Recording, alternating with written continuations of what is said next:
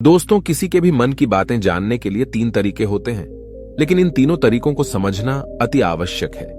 यदि आप इन तीनों तरीकों को समझ लेते हैं, तो आप किसी के भी मन की बातें बड़ी ही आसानी से जान सकते हैं, समझ सकते हैं। तो चलिए इसे एक बुद्ध कहानी के माध्यम से समझते हैं कि किस तरह से आप दूसरों की मन की बातें जान सकते हैं, समझ सकते हैं। बहुत समय पहले की बात है। एक छोटा सा गांव था।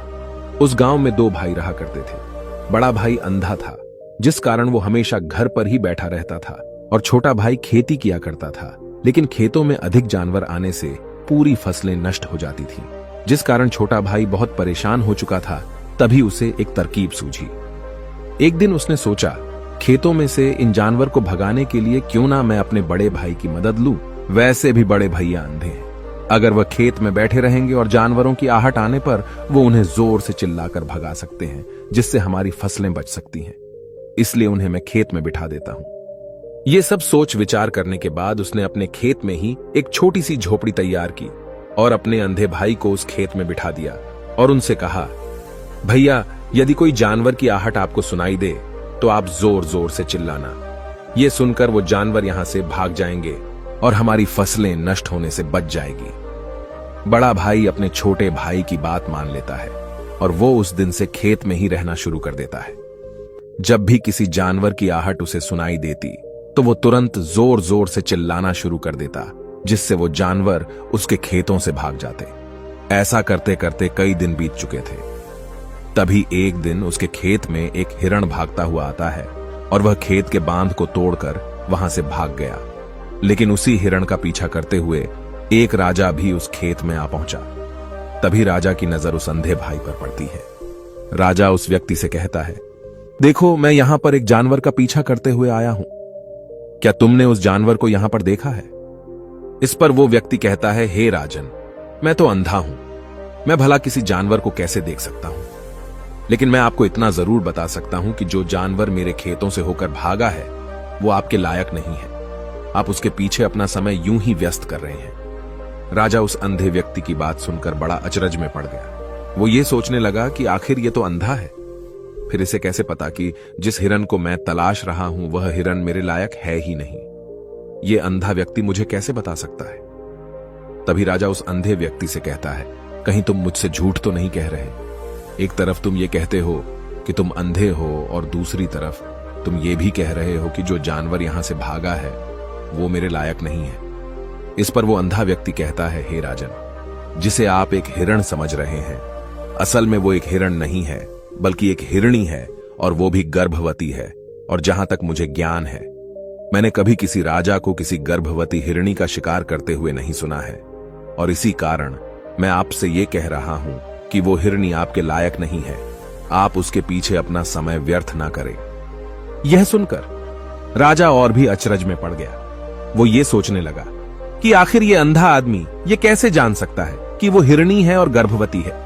राजा कुछ देर सोच विचार करने के बाद अपने सेनापति से कहता है, सेनापति जी, मुझे वो जानवर जिंदा चाहिए, क्योंकि मुझे यह पता करना है क्या वह हिरणी है और क्या वह गर्भवती है। क्योंकि यह अंधा आदमी बहुत विश्वास के साथ कह रहा है और मुझे इस बात की पुष्टि करनी है। यदि वह हिरणी हुई और गर्भवती हुई तो वह हमारे शिकार के लायक नहीं है, क्योंकि हम तो एक हिरण का पीछा कर रहे थे। इसलिए जाओ और पता करो कि क्या वो हिरणी है। सेनापति राजा से आज्ञा लेकर आगे की ओर बढ़ चलता है और कुछ देर बाद जब वह वापस लौट कर आता है तो वह राजा को कहता है, हे राजन, इस अंधे आदमी ने जो भी बातें कही हैं वो बिल्कुल सही हैं। वो एक हिरणी ही है और वह गर्भवती भी है। यह सुनकर राजा आश्चर्यचकित रह गया। उसे समझ नहीं आ रहा था कि आखिर अंधा आदमी कैसे पता कर सकता है कि वह जानवर एक हिरणी है, और तो और वह गर्भवती है।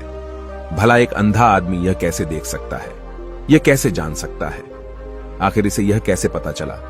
ऐसे कई सारे प्रश्न अब राजा के मन में उमड़ने लगे।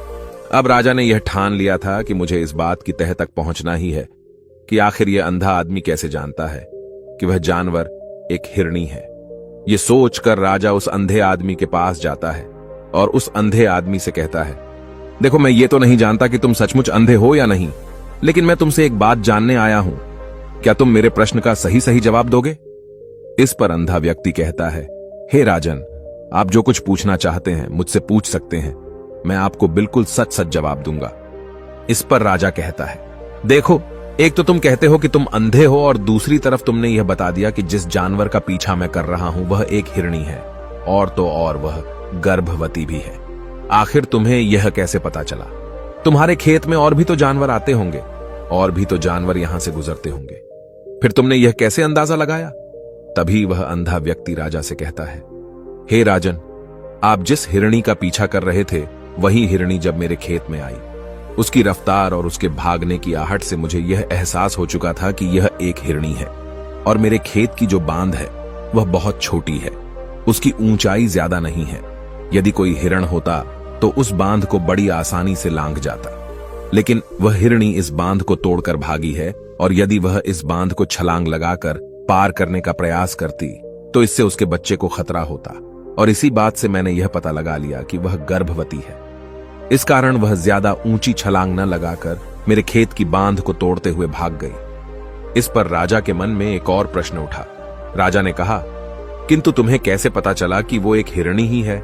और भी तो कोई जानवर यहां पर आ सकते हैं। इस पर वो अंधा व्यक्ति कहता है, हे राजन, मैं पूरा दिन सुबह शाम यहीं पर बैठा रहता हूं, और मेरी सुनने की शक्ति बहुत तेज है। मैं ये बाफ जाता हूं कि कौन सा जानवर मेरे खेत में आया है, और उसी के आधार पर मैं जोर जोर से चिल्लाता हूं ताकि वो मेरे खेत से भाग जाए और मेरे खेत की फसलों को नष्ट ना कर पाए। राजा उस अंधे आदमी का यह जवाब सुनकर पूरी तरह से संतुष्ट हो चुका था। वो मन ही मन ये सोच रहा था कि आदमी भले ही अंधा हो, लेकिन ये तो बड़ा ज्ञानी मालूम पड़ता है। इस आदमी से कुछ ना कुछ तो काम निकलवाना ही चाहिए। ये विचार लिए हुए राजा वहां से वापस अपने महल की ओर लौट जाता है। राजमहल पहुंचते ही राजा उस अंधे व्यक्ति से कहता है, आप तो बड़े ज्ञानी व्यक्ति है, आपको किसी भी बात का पता बड़ी आसानी से चल जाता है।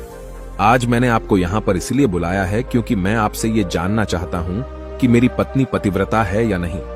इस पर वो अंधा व्यक्ति कहता है, हे राजन, ये कैसा प्रश्न हुआ?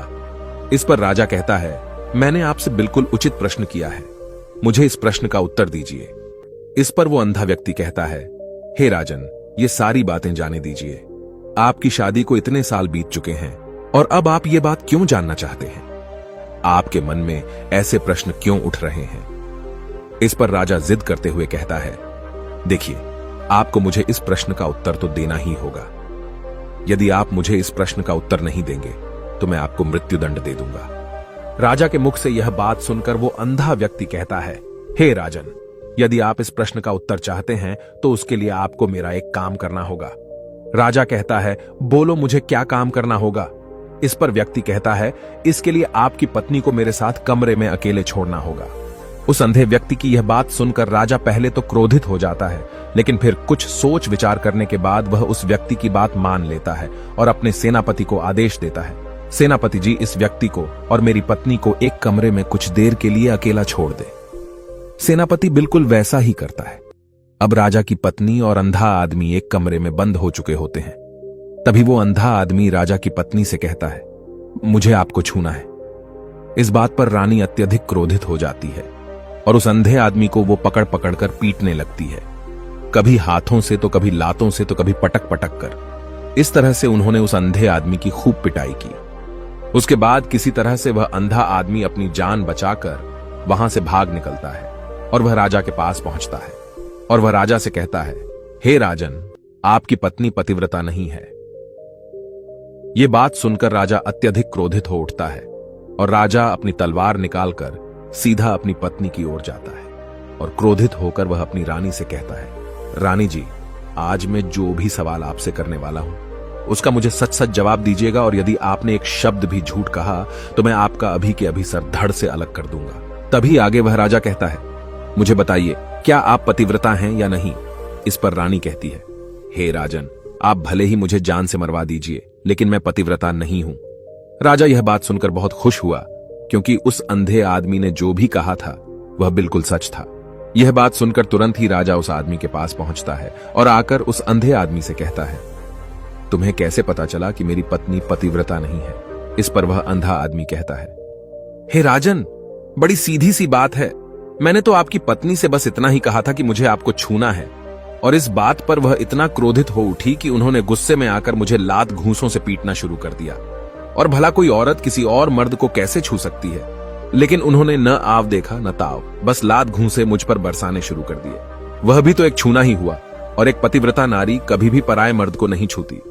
जब मैंने उसे छूने के लिए कहा था तो वह उस वक्त मुझे मना कर सकती थी, लेकिन उन्होंने तो मुझे पीटना शुरू कर दिया और देखते ही देखते उन्होंने मेरे पूरे शरीर को छू लिया।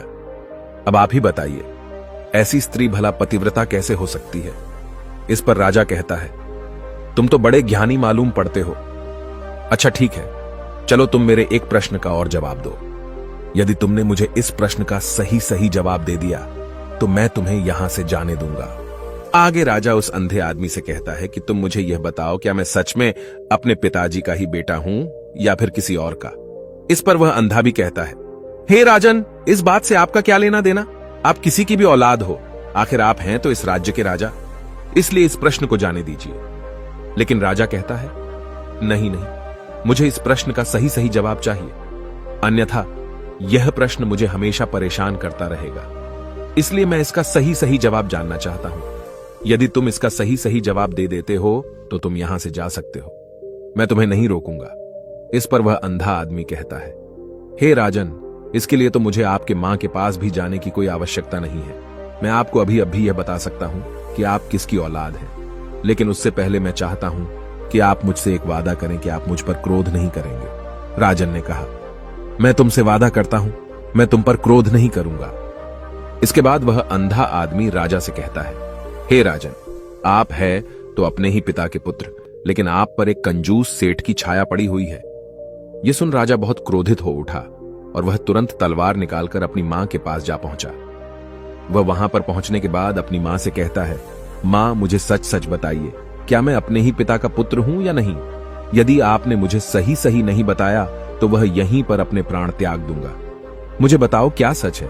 इस पर उस राजा की मां कहती है, बेटा, तू है तो अपने ही पिता का पुत्र, लेकिन तुम्हारे ऊपर एक कंजूस सेठ की छाया पड़ी हुई है। जब मैं एक बार नहाने के बाद अपना मुंह आईने में देख रही थी, तभी उस कांच के पीछे मुझे एक कंजूस सेठ नजर आता है और उसी की छाया तुम पर पड़ चुकी है। यह सुन राजा बहुत खुश हो जाता है और वह तुरंत दौड़ा दौड़ा वापस उस अंधे आदमी के पास पहुंचता है और उस अंधे आदमी से कहता है, तुम्हें यह कैसे पता चला कि मुझ पर एक कंजूस सेठ की छाया पड़ी हुई है? इस पर वह आदमी कहता है, हे राजन, आपने मुझसे कई सारे सवाल पूछे जिनका जवाब मैंने आपको सही सही दिया है।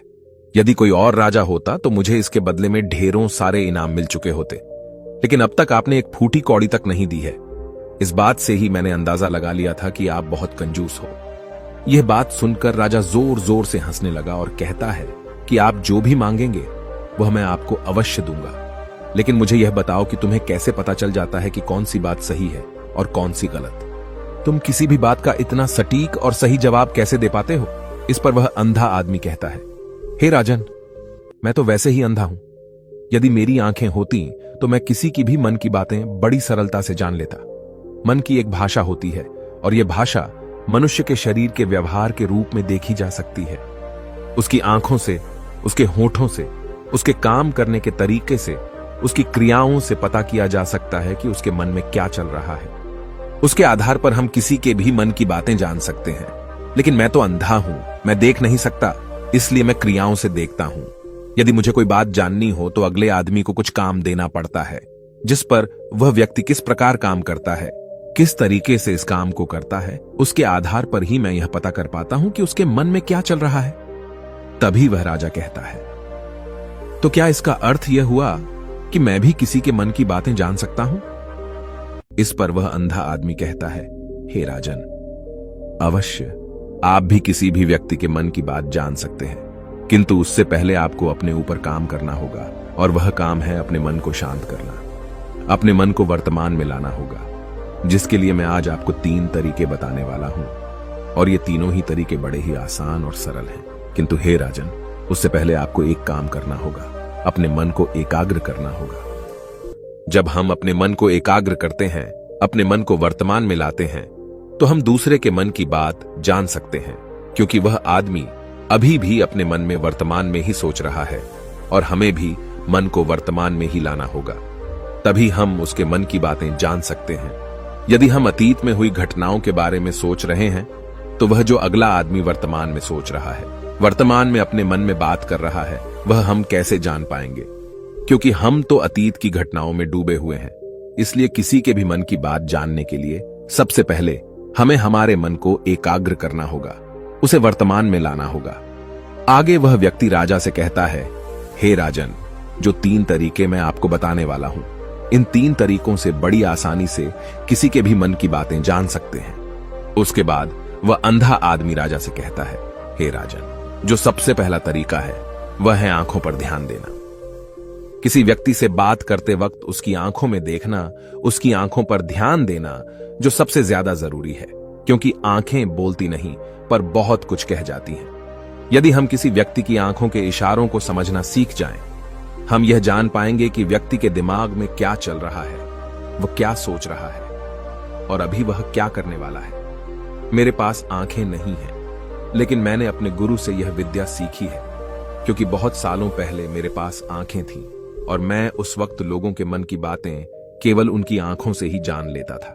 इसलिए यदि आप भी दूसरों की मन की बातें जानना चाहते हैं तो आपको भी उनकी आंखों पर गौर करना चाहिए, जैसे कि उनका आकार कैसा है, वह कब, कहां और किधर देख रहे हैं। यदि उसकी आंखें यहां वहां घूम रही हैं, जब आप उससे बातें कर रहे हैं तो वहां वह इधर उधर मोड़ रहा है, कभी ऊपर तो कभी नीचे या कभी आसपास, या फिर उसकी आंखें खुश नजर आ रही हैं या फिर आंखें निराश नजर आ रही हैं, जैसे कि चोर होता है। उसकी आंखों में जब हम देखते हैं तो हमें यह पता चलता है कि अगले आदमी ने कोई गलती की है। ठीक उसी प्रकार जब हम किसी चालाक व्यक्ति की आंखों में देखते हैं तो आपको पता चलेगा कि उसकी आंखों में एक भाषा होती है। एक बहुत ही सीधा और आसान तरीका होता है। यदि आपको यह पता लगाना है कि सामने वाला व्यक्ति आपसे झूठ कह रहा है या फिर सही, तो आपको उसकी आंखों पर ध्यान देना अति आवश्यक है। यदि आपसे बात करते वक्त वह व्यक्ति अपनी आंखें यहां वहां घुमा रहा है, ऊपर नीचे, इधर उधर, दाएं बाएं, हर जगह देख रहा है, तो इसका अर्थ यह हुआ कि वह उस बात से निकलने का कोई रास्ता ढूंढ रहा है, वह कोई झूठ बना रहा है। यदि सामने वाला व्यक्ति आपसे कुछ झूठ कहने का प्रयास कर रहा है तो वह आपसे नजर नहीं मिलाएगा। वह यहां वहां देखेगा, ऊपर नीचे देखेगा, लेकिन वह आपकी आंखों में आंखें डालकर कभी नहीं देख पाएगा, क्योंकि उसे डर है कि यदि उसने आपकी आंखों में आंखें डालकर देखी तो उसका झूठ पकड़ा जाएगा और लोगों को सच्चाई का पता चल जाएगा। और इसी प्रकार कुछ और भी भाषाएं होती हैं। जब आप किसी की आंखों में आंखें डालकर यह देखना शुरू कर देंगे कि उसके हाव भाव क्या है, ठीक उसी प्रकार चेहरे के हाव भाव होते हैं, जिससे हम मन की बातें बड़ी आसानी से समझ सकते हैं और इन्हें भी समझना बहुत जरूरी है। कभी कभी कोई व्यक्ति अपने चेहरे से जैसे आंख, होंठ और बहुत से कुछ अलग अलग व्यवहार करता है। यदि आप किसी व्यक्ति के चेहरे में गौर करेंगे तो आप आसानी से समझ पाएंगे कि वह व्यक्ति निराश है, जब व्यक्ति बहुत उदास है, या फिर वह बहुत खुश है, या फिर उसे कोई बहुत बड़ा दुख है। वह अपने अंदर क्या महसूस कर रहा है, ये सारी बातें हम उसके चेहरे के हाव भाव से पता कर सकते हैं। फिर चाहे इंसान जुबान से कुछ बोले या ना बोले, लेकिन आप उसके चेहरे से सब कुछ पता कर सकते हैं। आगे व्यक्ति राजा से तीसरा तरीका बताते हुए कहता है, हे राजन, इसी प्रकार तीसरी भाषा भी है, अर्थात तीसरा तरीका भी है, और वह है हाथों के इशारे और शरीर का व्यवहार। मन की बात समझने के लिए हमें हाथ के इशारे और शरीर के व्यवहार को समझना बहुत आवश्यक है। कोई व्यक्ति जब बात करता है तो आपने देखा होगा कि वो अपने हाथों को हिलाता रहता है, अपने हाथों से इशारा करता रहता है। बातों के साथ साथ अपना शरीर का जो व्यवहार है, अर्थात बॉडी लैंग्वेज, उसका भी पूरा उपयोग करता है, जिससे हमें यह पता चल पाता है कि वह व्यक्ति हमारी बातों पर कितना ध्यान दे रहा है और उसके मन में क्या चल रहा है। शरीर के व्यवहार को देखने के लिए उसके हाथ मटकाने, शरीर मटकाने और चेहरे पर बार बार हाथ लाने, हाथों का एक दूसरे से मसलना, ऐसी बहुत सी क्रियाएं होती हैं, उस पर हमें ध्यान देना अति आवश्यक है। मन की बात को समझने के लिए हमें शरीर के व्यवहार को भी समझना पड़ता है। यदि हम इन 3 तरीकों को सही तरीके से ध्यान देकर इन 3 तरीकों को अच्छे से समझ लेते हैं तो हम बहुत जल्दी किसी भी व्यक्ति के मन की बातें बड़ी सरलता और सहजता से जान सकते हैं। इसलिए यदि आपको किसी के मन की बातें जानी है तो आपको उसकी आंखों पर, उसके चेहरे पर, उसके शरीर के हाव भाव को और उसके हाथों को ध्यानपूर्वक देखना और समझना होगा, जिससे आप यह समझ पाएंगे कि आखिरकार उसके मन में क्या चल रहा है और वह क्या सोच रहा है। लेकिन उनसे पहले आपको अपने मन को एकाग्र करना होगा, शांत करना होगा और अपने मन को वर्तमान में लाना होगा।